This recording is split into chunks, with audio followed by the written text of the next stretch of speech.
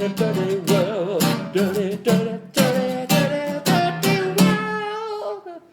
Talking clean in a dirty world. Good luck with that. Hello, folks. We're back for another episode of Talking Clean in a Dirty World, and we're glad that you're here with us. We talk about a different subject every time, and as you can see, I have some other gentlemen with me. We're going to talk through, well, a different subject today. Found a report that is talking about, well, the growth in the industry, and I'm just going to throw this up, guys, here to start with. This says here that there is a growing demand for real estate that is fueling the sector. And they talk about in here that because of this growth in real estate, that there is going to be also a growth in our market for custodial. They're saying here at a growth rate of 9%. Now I'm going here and I looked at other industries that are growing at this kind of a rate, and most industries are not growing at a rate of 9%. You find this interesting, or do you agree?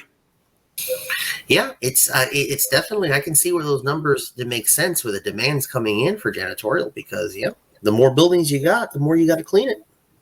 Now, Javier, as you made a comment there, I didn't know if you saw this. I thought it was interesting that the first thing that they mention after they start talking about the little bullet point factors, that the janitorial service also refers to the waste removal. How many services in janitorial are actually thinking about waste removal?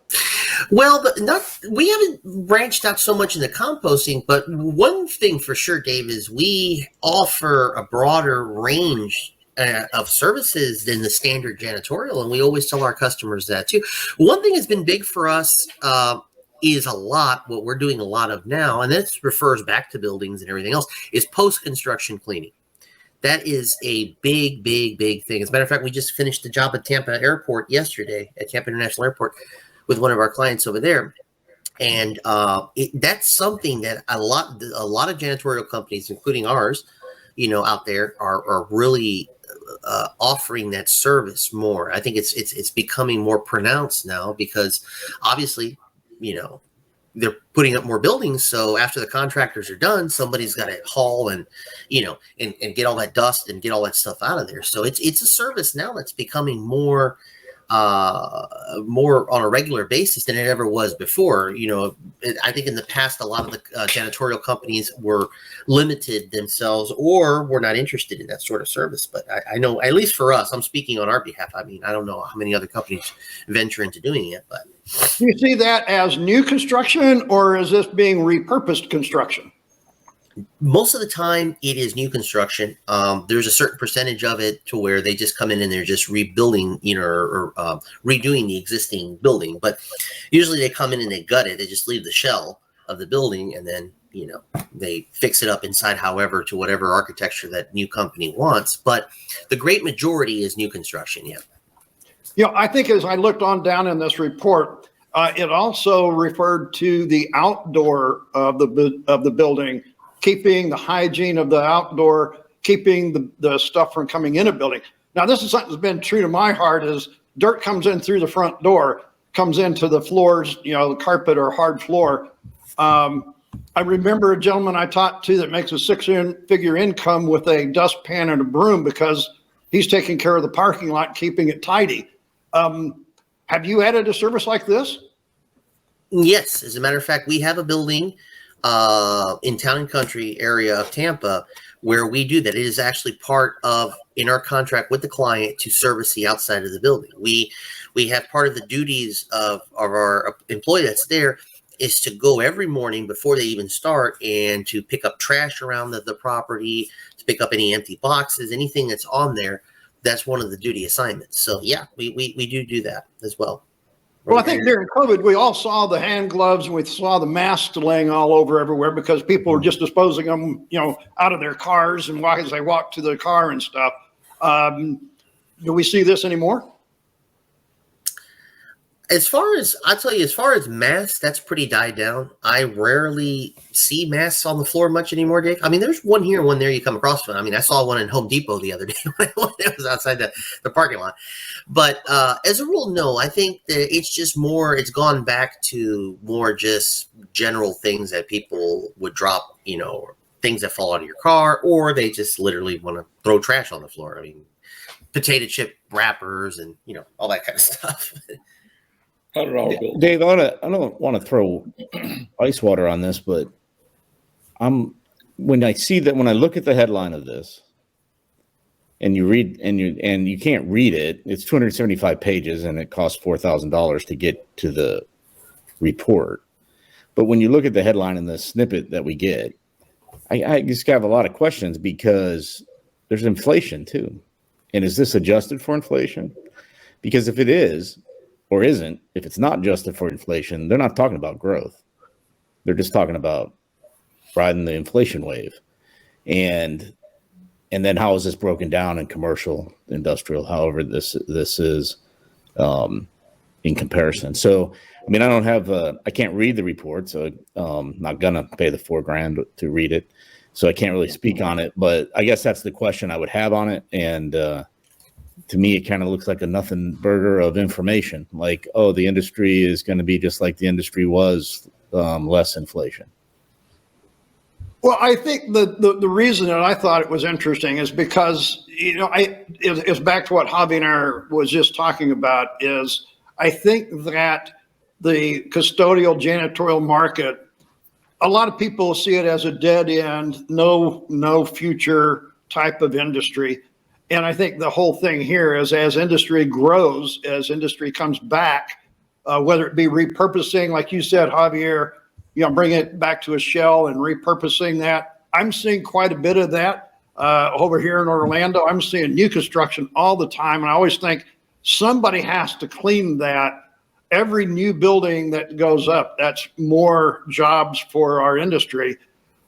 I guess when you speak Florida specific, and you speak of the free state of Florida comparative to the rest of the U.S., but this is speaking of the U.S. comparative. Of course, you drive down I-4, you drive on I-75. There's millions of square feet getting built.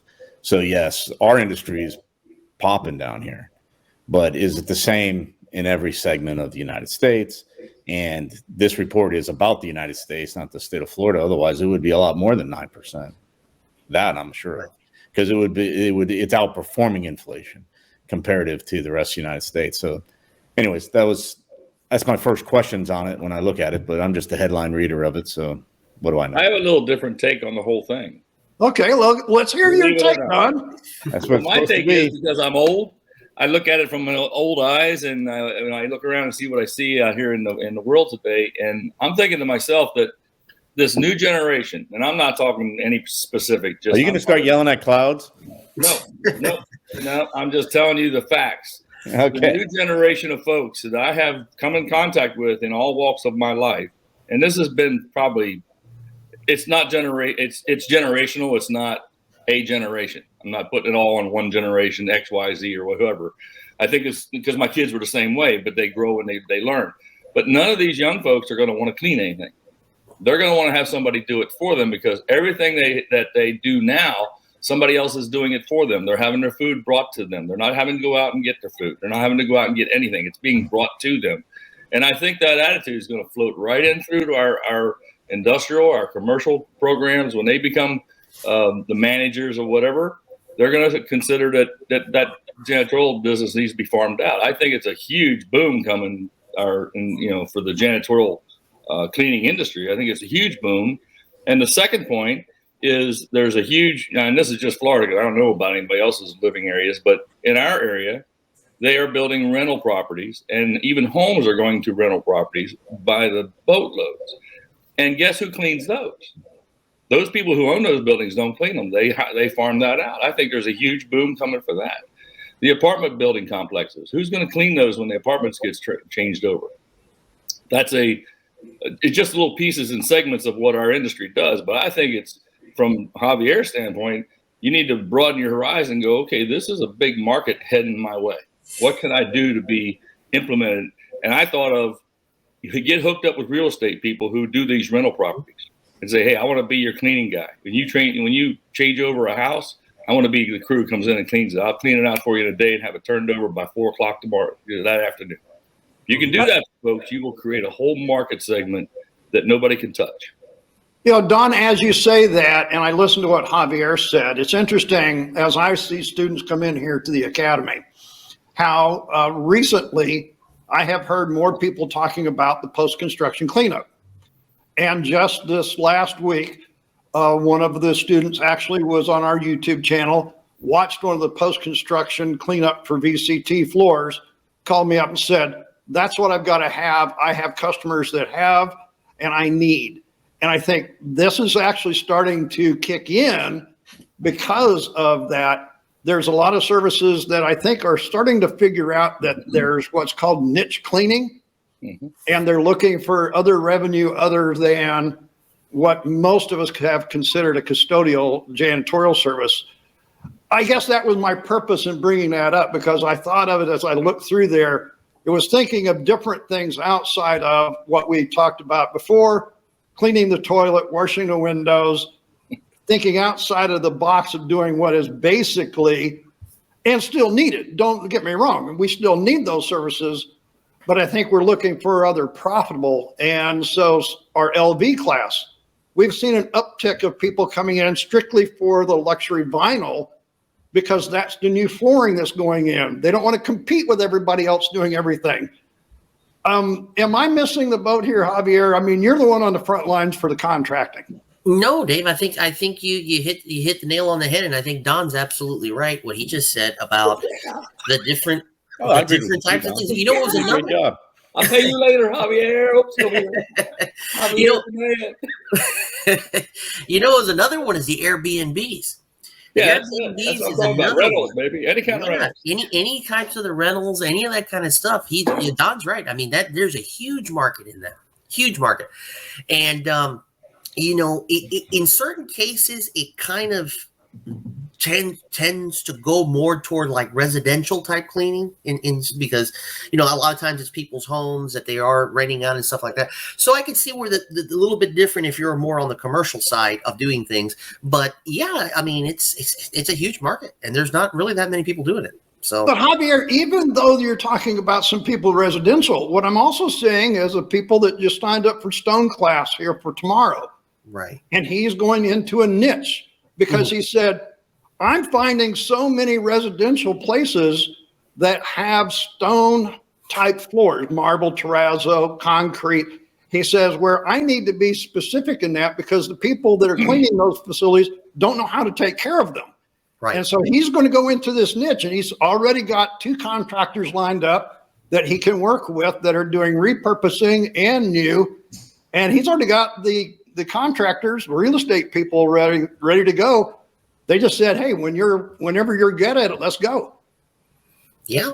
And that's fantastic. That's great that he, he's headed that way and setting that up. I mean, it's a great, promise there for that type of stuff. So yeah, I mean, it's just amazing how, going back to what, like Don said, how many different things that are happening now that can offer so many varieties. Well, now that Don's got his agreements, I guess we can move on to another subject. Don's head's going to get too big for that. Oh my! Well, folks, I'm sorry, Dave. That just shows that Javier and I are on the same page, man. We are right there, baby. Well, folks, you can either see this is a reason that we bring up these topics of conversation. No matter how you look at it, please look at what's going on out there in the market. Take a look at maybe some different options. I think that's the reason for this discussion. Whether you agree with a report or not, or as you said, Bobby said, I'm not going to pay $4,000 for that report because it may not show. Take a look, see what you need to. The whole thing is simply be aware of what's going on out there. And we appreciate whatever you're doing. Please follow and subscribe to our YouTube channel at Jim Supply, where you can find this session and all the other sessions we do here at Talking Clean in a Dirty World. We appreciate your time you've spent with us and hope you come back for another episode the next time we air one. Thanks for watching. Talking clean in a dirty world. Talking clean in a dirty world. Dirty, dirty, dirty, dirty, dirty world. Talking clean in a dirty world.